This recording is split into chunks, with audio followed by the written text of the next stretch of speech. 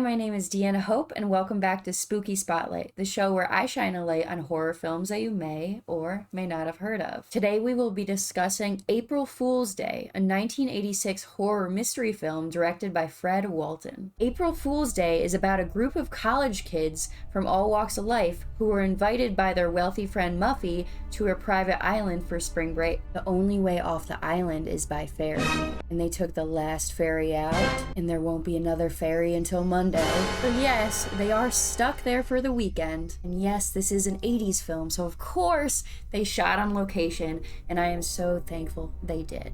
It made for some beautiful shots. This film, of course, takes place on April 1st, so there is an unserious tone for the first half of the film. Pranks even begin before they are on the island, taking place on the ferry. Now, unfortunately, it goes a bit too far and one of the ferry workers gets hurt. He's taken back to the mainland, and the group really doesn't dwell on it for too long because the pranks pick up right back where they left off. The pranks don't stop, which leads us, the audience, to question what is real and what isn't. Some of the group even starts finding really strange objects in each of their individual rooms, including newspaper clippings, which leads them to question Muffy's true intentions. Muffy is played by Deborah Foreman. The group doesn't think much of the newspaper clippings or anything they find until Muffy starts acting a bit off and the group starts to disappear one by one. That's really when the unserious tone of the film shifts and the group actually realizes they're in danger. This whodunit mystery is incredibly done, from the visuals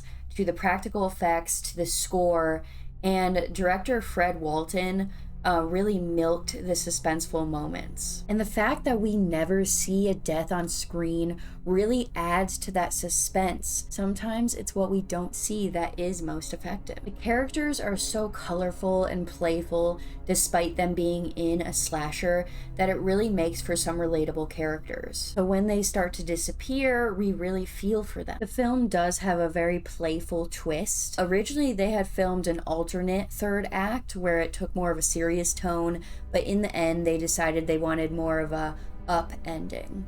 In my opinion, the ending is really what made this film such a memorable slasher. I also appreciate the characters' devotion to April Fools as a holiday. I feel like it's not really celebrated much, like I don't see many pranks.